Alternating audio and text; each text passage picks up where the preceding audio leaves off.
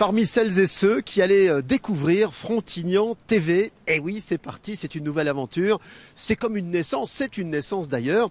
C'est la télé 100% ventre bleu que nous allons partager ensemble chaque premier vendredi du mois. L'idée, c'est de revenir sur les actualités, sur la vie frontignanaise, la vie de la commune de Frontignan-la-Pérade au travers de nombreux reportages. Je vous ferai faire connaissance tout à l'heure avec les deux parrains de Frontignan TV. Mais d'abord, je vous propose un premier reportage qui a été tourné il y a quelques jours en compagnie de Brigitte Nézius qui est allée jeter un œil avisé sur la peinture notamment, mais aussi d'autres arts. C'était le 28e salon des artistes de Thau. Rendez-vous à la salle de l'air avec Brigitte. Premier reportage.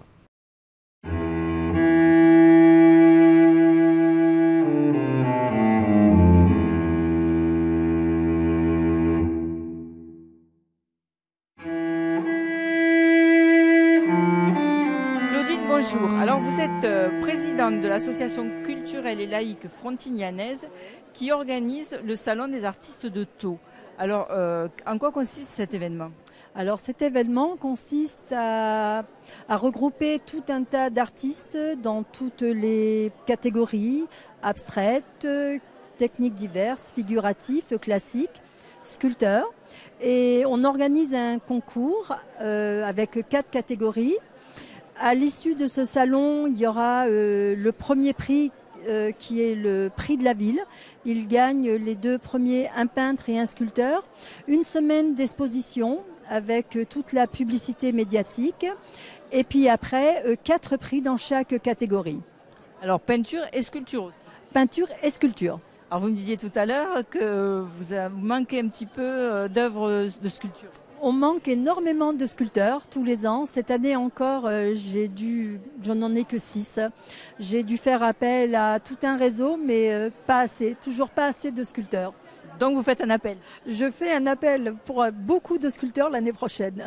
Alors on est à la 28e édition, donc c'est quand même un événement qui prend de l'ampleur tous les ans. Oui. Ah oui, les premières années, il y avait 12, 15 exposants.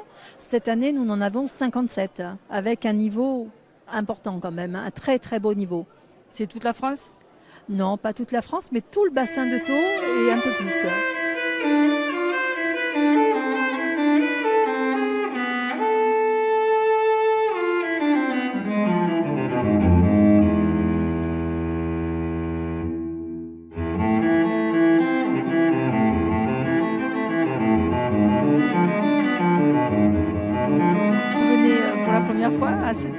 À cette exposition ? Ici, oui, mais je viens souvent grâce à Aurélia Grit. Voilà. Il y a beaucoup d'œuvres aujourd'hui. Aujourd'hui, c'est vraiment très, très, très, très bien. Franchement, ce que je disais, c'est un haut niveau quand même. Hein. Donc vous appréciez l'événement ? Beaucoup, beaucoup. Il faut continuer à faire ça.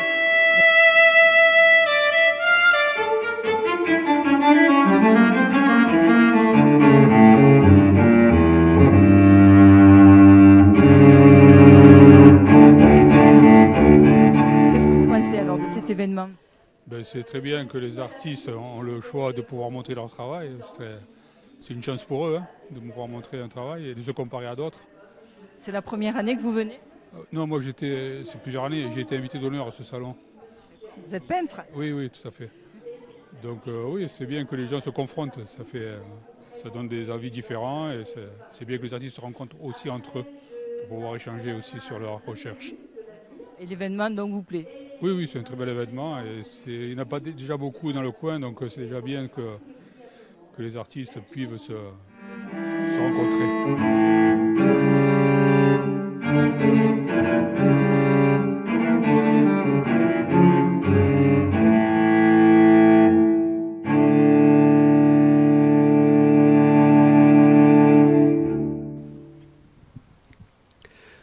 Vous découvrez sur nos images l'église Saint-Paul. Nous sommes dans le cœur patrimonial de la ville de Frontignan et c'est avec plaisir qu'on vous accompagne dans la naissance de ce qu'est Frontignan TV, la télé 100% ventre bleu. Nous allons continuer à découvrir les reportages dans cette ville que je connais plutôt bien puisque j'ai eu la chance et j'en garde un très bon souvenir d'y habiter près de 10 ans. Nous allons continuer à vous promener dans les rues et également dans les lieux de vie de la commune. Par exemple, pour y rencontrer celles et ceux qui ont animé des ateliers d'écriture. Il existe une manifestation qui depuis quelques années rassemble les passionnés du roman noir, c'est le FIRN, le Festival international du roman noir. Et bien dans le cadre de la préparation de la prochaine édition, dans quelques semaines, il s'est organisé des ateliers d'écriture. Ça n'a pas échappé à l'œil de Brigitte Nézius qui est allée pour nous en reportage pour mieux savoir comment s'organisent ces ateliers. Patrick, donc vous animez aujourd'hui un atelier d'écriture à Frontignan. Alors quels sont les objectifs de vos ateliers d'écriture? Aujourd'hui c'est le thème de la guerre. Est-ce que c'est des thèmes variés? Pourquoi aujourd'hui la guerre? Alors, la guerre parce que c'est le thème du festival du FIRN 2018. Donc c'est un festival international qui réunit les auteurs français, étrangers et tout ça. Dans le cadre de ce festival, il y a quelques ateliers d'écriture. Ce qui est original là, c'est pas tellement le thème ni rien, c'est les personnes qui y participent. En gros, habituellement, les ateliers d'écriture, ce sont des classes, ce sont des ados, ce sont des adultes. Moi, j'en ai animé quelques-uns et ça s'est très bien passé. Et là, vous avez pris des seniors. Voilà, c'est ça. Pour cette idée, c'est-à-dire que moi, et puis à un moment donné, on m'a proposé, j'avais pas trop envie, à vrai dire, de faire un atelier d'écriture. Et on m'a proposé de venir encore cette année. Et là, j'ai un peu réfléchi et je me suis dit, les personnes oubliées dans notre monde, dans notre société et en France particulièrement, c'était les personnes âgées. Ces personnes âgées qui étaient porteurs, qui étaient réduits simplement à leur apparence parce que, bon, difficulté de se déplacer, de ceci, cela. Et c'est des gens qui ne comptent pas. Et moi, je pense qu'un pays qui ne donne pas un petit peu la parole à ces très jeunes ou à ces très vieux, bah, c'est un pays qui est mort. C'est nos racines quand même. Hein. Voilà, c'est ça. Et puis souvent, bon, on les réduit à... Voilà. Et là, j'en ai parlé aux responsables du festival. Et ben, ils ont d'abord un tout petit peu hésité. Et après ça, ils ont dit que c'était assez intéressant de donner la parole à ces personnes-là. Et à leur mémoire. Donc après ça, on a adapté leur vie au thème qui était la guerre, mais si le thème ça avait été autre chose, ben on aurait fait autre chose. Mais si vous voulez, pour qu'il y ait une trace de ça, ça c'est le festival qui va s'occuper de ça, la mairie. On va rassembler les textes dans un petit recueil qui sera disponible sur papier, mais surtout sur la toile, tout ça. Il y aura une trace de tout cela. C'était avant-hier, il y a un monsieur qui était là, qui a eu une vie très douloureuse en Indochine, et le fait de commencer d'en parler de manière très très discrète devant tout le monde, ça l'a mis dans un état d'émotion où il ne veut pas continuer, parce que ça le bouleverse trop. Je suis très, je suis très ému et touché par cette personne, et carrément des rapports affectueux, quoi. C'est-à-dire que je suis là depuis une semaine, donc j'habite à Montpellier, je viens tous les jours, mais je sors pas. Parce que je suis dans les trucs, je peux pas mélanger l'univers, je vais pas faire comme si, c'est pas... Voilà.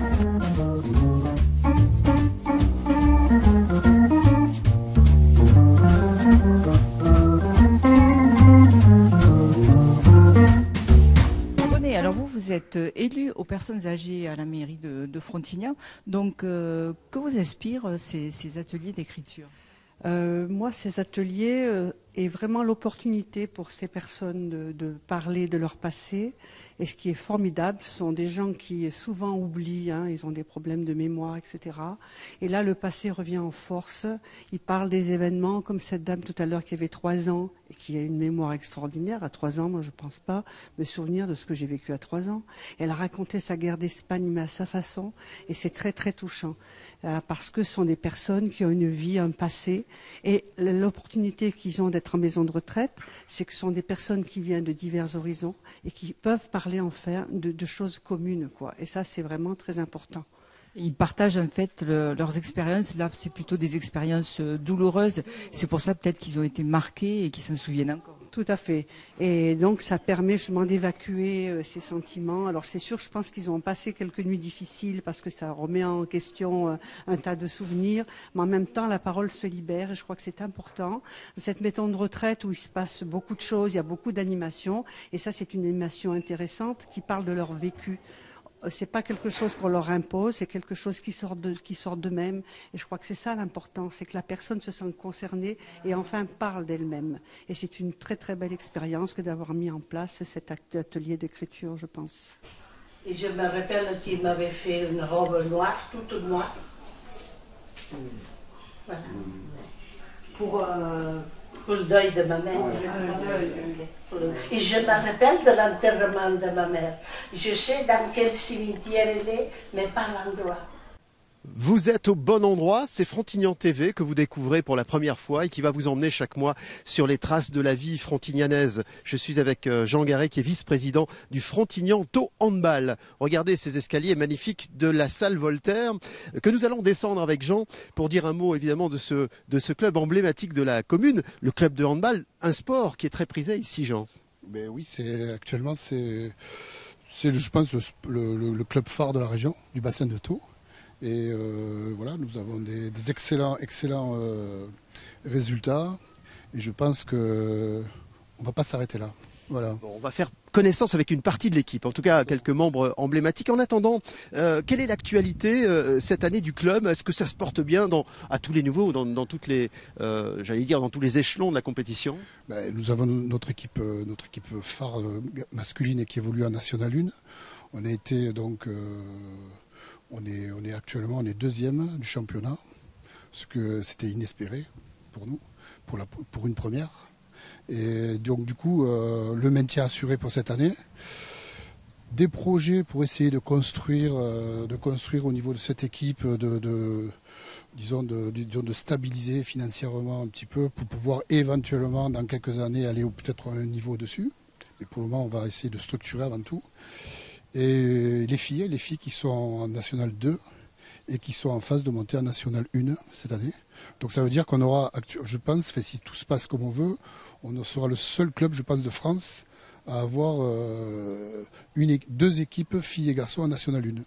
Bravo, bravo. Alors Jean, avant de se quitter et d'aller voir une autre partie de l'équipe, un mot sur ce que draine le handball ici à Frontignan et autour du bassin de Thau, puisque c'est aussi parfois tourné à l'événementiel. Il y a le sport et puis il y a tout ce que ça peut entraîner dans son image. Oui, mais actuellement on nous a contacté, la fédération nous a contacté pour organiser des stages de l'équipe de France, jeunes filles de beach hand, nouvelle discipline en France. Donc là ils nous ont contactés. Vu les installations qu'il y a actuellement sur Ballaruc, le stage se déroule actuellement sur Ballaruc, mais nous sommes, le club support de cet événement. La Ligue Occitanie nous a aussi contactés pour organiser un beach sur Frontignan, qui aura lieu le 30 juin sur la plage des Aresquais. Magnifique plage, à la Paillote, le spot. Donc là c'est notre rendez-vous. Et un dernier rendez-vous, l'équipe de France masculine et féminine, senior, qui accueille les équipes d'Espagne, filles et garçons, du 11 au 16 juillet, stage aussi de l'équipe de France. Et toute l'actu du handball sur la commune de Frontignan. Venez Jean, on va s'avancer, on va aller à la rencontre d'autres personnalités du club de hand, Frontignan Tau Handball. On est à vous dans un instant.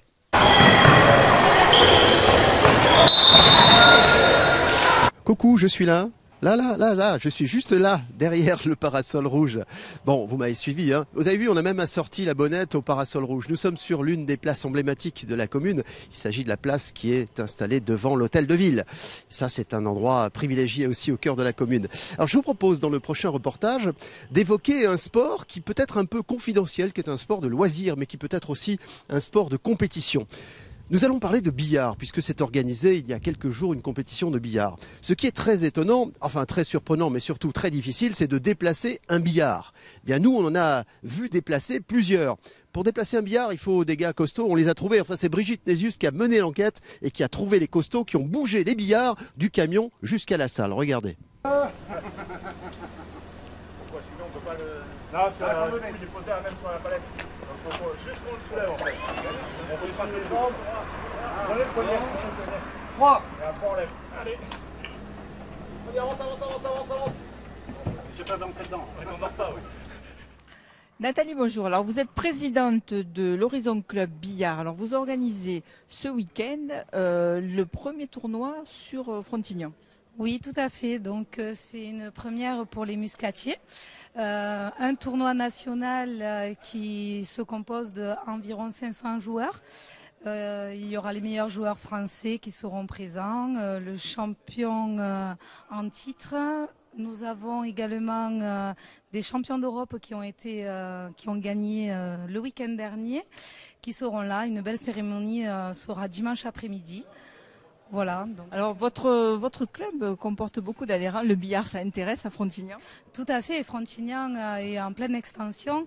Nous avons commencé il y a 3 ans avec 6 licenciés et au jour d'aujourd'hui, nous avons 160 licenciés sur le club de Frontignan. Et donc ça passe numéro 1 club de l'Occitanie. Et vous avez de bons résultats? Très bons résultats. Nous avons gagné 3 nationaux sur 6. Donc on est premier en titre. Nous sommes quasiment sûr, si on remporte sur les terres muscatières, de monter en National 2. Et c'est notre objectif de ce week-end. Alors là, c'est un très gros boulot, non, d'organiser un événement comme ça? Alors ça fait 1 an et demi qu'on prépare le projet. Nous avons eu 12 heures de montage au niveau des structures. Et en gros, il faut bien compter, pour que tout soit au top, 48 heures de montage du matériel complet. Combien il y aura de tables? 40 tables. Et combien de joueurs? Environ 500 joueurs et sont attendus. D'accord. Très gros événement, donc à ne pas rater sur Frontignan. C'est ça. Et je tenais quand même à remercier la ville qui nous a mis vraiment toutes les dispositions nécessaires pour pouvoir réaliser le projet. Voilà. Vous voyez derrière moi l'une des réalisations les plus récentes, puisque c'est la rénovation des Halles du cœur de Frontignan. Un lieu de vie, bien entendu, chaque jour, pour permettre à chacun de faire des achats et surtout de profiter de la proximité à la fois des produits et des savoir-faire. Nous allons partir du côté du Ciné Mistral, où l'on organise très régulièrement d'ailleurs et depuis de nombreuses années des animations thématiques. Il en est une qui n'a pas échappé à l'œil de notre caméra, la caméra de Willy Saltel et au micro de Brigitte Nézius, c'est celle des Avengers, des super-héros de Marvel. Comment pouvait-on accrocher cette thématique? Regardez, on a mis les moyens tout simplement, on est allé carrément mener l'enquête.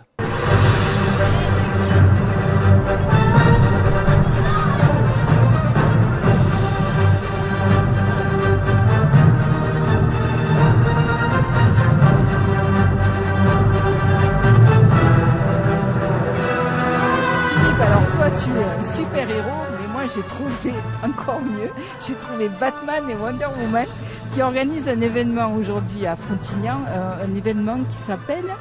C'est une soirée spécifique pour la sortie de Avengers, le nouveau film de Marvel sur les super-héros. Alors ça consiste en quoi?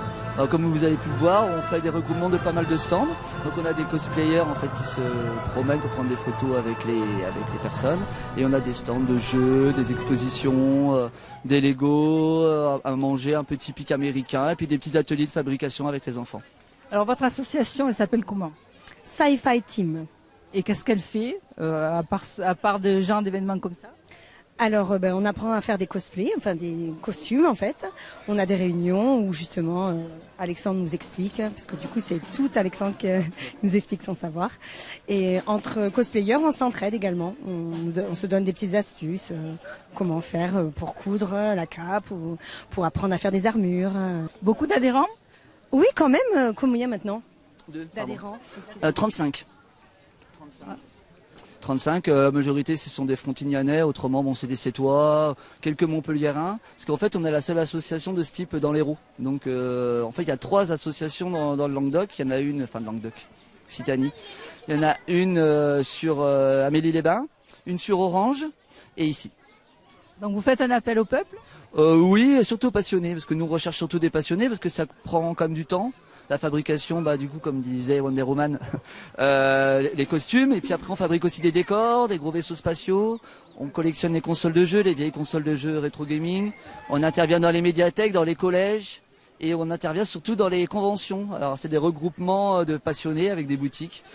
Dès la prochaine, ça sera ce qu'on appelle le MAGS à Montpellier, le 12 et 13 mai. Et il peut y avoir des enfants dans votre association? Plus à partir de 15-16 ans quand même. D'accord.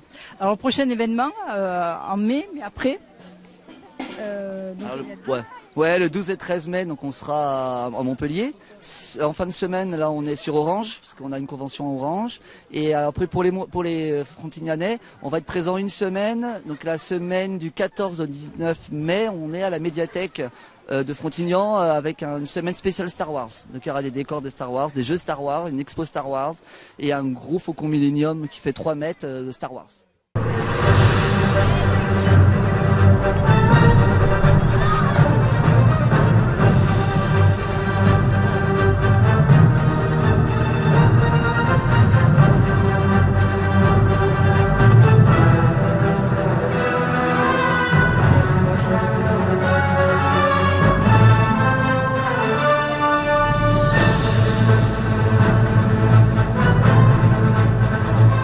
Alors, en tant que directrice du cinéma Mistral, vous recevez le cosplay, ça vous fait quoi d'avoir tout ce monde et toute cette animation autour du cinéma?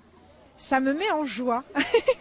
Je trouve ça génial, quoi. C'est vraiment le cinéma qui vit de manière différente. C'est le rêve des enfants et des grands sur l'écran qui basculent dans le jardin du cinéma. Voilà, être entouré de Iron Man, Wonder Woman, les parents et les enfants qui vivent des choses ensemble. Enfin, voilà, je trouve que c'est plutôt beau. Voilà. Ça amène beaucoup plus de monde.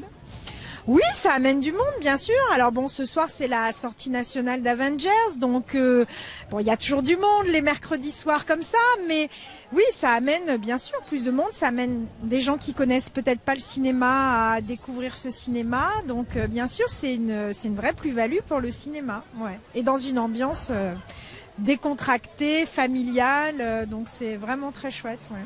Alors nous sommes à l'intérieur du cinéma. Alors Priscilla, est-ce que vous avez souvent des événements un peu originaux qui précèdent une sortie de film? Alors originaux, parfois on a simplement des soirées débats, mais on a quand même en moyenne un événement par semaine au Ciné Mistral, ce qui pour un cinéma de cette taille-là est quand même assez original. Voilà, c'est un cinéma très animé avec des soirées, mais aussi en journée des ateliers avec les enfants. Enfin, c'est plutôt un lieu vivant autour du cinéma. Alors le prochain gros événement du cinéma? Alors, un événement effectivement auquel on tient beaucoup, ça fait plus de 10 ans que ça existe, c'est le week-end du cinéma belge. Ça dure 3 jours, donc du 8 au 10 juin. Et c'est un événement autour de films belges, de films dans l'actualité, mais aussi des films inédits belges, et en présence des réalisateurs. Et avec le samedi soir, une soirée guinguette, moules frites, fanfare. Avec énormément de monde dans le jardin du cinéma, dans une ambiance très festive, tout ça autour du cinéma belge. Je vous donne rendez-vous pour le 11e week-end du cinéma belge au Ciné Mistral à Frontignan du 8 au 10 juin 2018. Nous sommes toujours sur Frontignan TV avec Olivier Lamarre. Qui est Olivier? Grand garçon, athlétique, sportif, barbu, c'est la mode en ce moment, mais c'est surtout un excellent handballeur, c'est-à-dire le capitaine de l'équipe qui évolue en N1, comme l'on dit.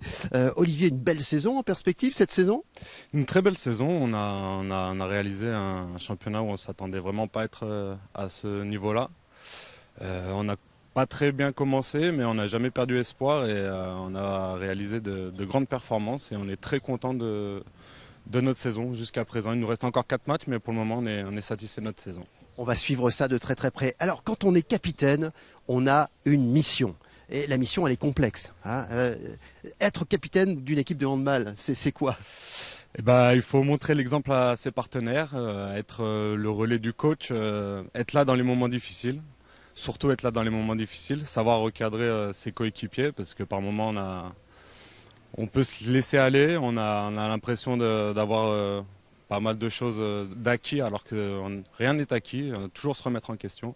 Donc c'est la tâche la plus importante du capitaine.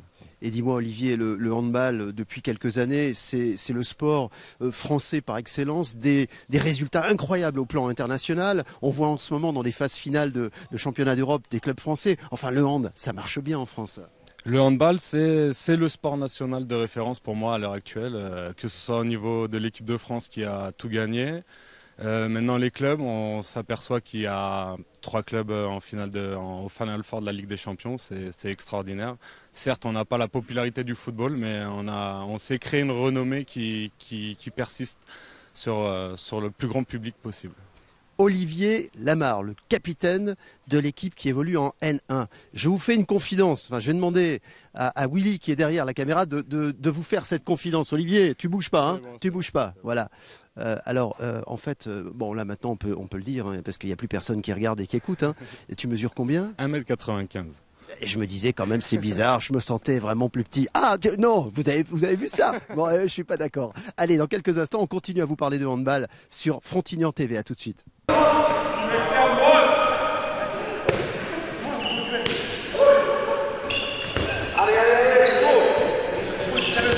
Je vous avais promis qu'on restait au cœur de ce sport emblématique de la commune de Frontignan-la-Pérade, le handball. Aline Cédron est à mes côtés, elle aussi est capitaine. Alors, vous voyez ce grand gabarit à nouveau. Hein.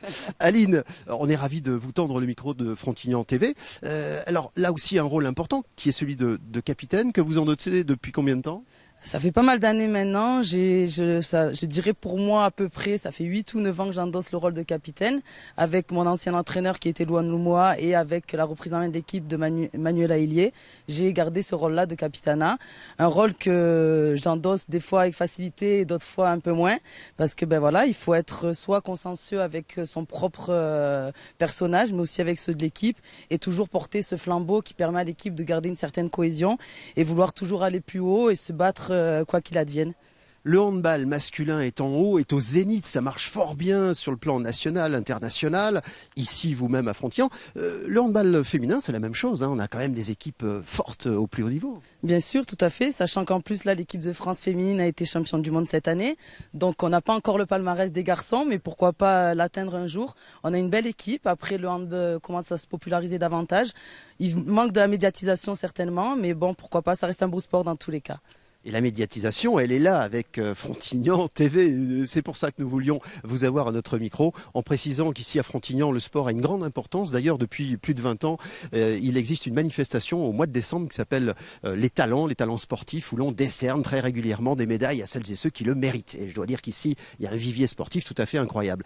Merci beaucoup Aline. Vous restez dans les parages, j'ai pas encore rencontré tout le monde. Ça marche, je reste pas loin, je reste pas très loin. Merci à vous pour aujourd'hui. Bon, est-ce qu'on découvre, là voilà, maintenant qu'on est entre nous, mais je me disais, j'étais encore une fois plus petit, c'est absolument... Ah non, mais vous filmez encore, là, mais c'est dingue. Willy, enfin, on montre pas tout à la télé. Bon, allez, je me mets sur le même plan. Ah oui, ouais. J'en profite pour lui faire la bise. Je peux de votre part.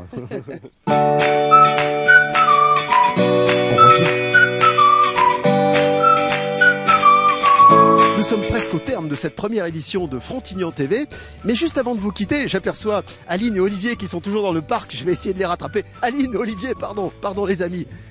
Je vous arrête 2 petites secondes parce que, en fait, je vous voyais partir, mais j'ai un truc à vous demander tous les deux. Ça serait formidable que vous acceptiez d'être les parrains, marraines de Frontignan TV. Est-ce que vous acceptez? Je vais faire comme une demande en mariage, vous voyez. Aline, est-ce que vous accepteriez d'être la marraine de Frontignan TV? Avec grand plaisir, c'est un honneur. C'est génial. Attention Olivier, lui un peu plus grand, j'espère qu'il va me dire oui aussi Olivier. Oui bien sûr, avec grand honneur. Eh les amis, c'est la première fois on a 2 parrains. Pour le prix d'un, c'est pareil pour moi. Merci à tous les deux. Vous nous suivrez dans toutes nos pérégrinations sur Frontignan-la-Pérade, puisque tous les mois, on aura le plaisir de vous retrouver le premier vendredi de chaque mois. Soyez curieux, n'hésitez pas à en parler autour de vous. N'oubliez pas de vous connecter, Frontignan-TV. Et puis surtout, si vous avez des reportages, des idées de reportages, des contacts, des gens que vous voulez mettre dans la lumière, vous savez où nous trouver. On se dit bye bye, au mois prochain, et on compte sur vous. Merci à tous les deux. Alors moi, je leur fais la bise.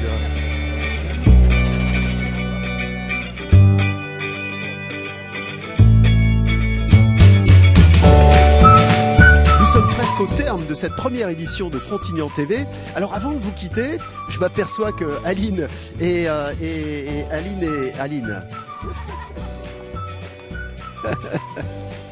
Aline, pour qu'elle revienne. Pardon les amis, pardon. J'ai un manque de concentration.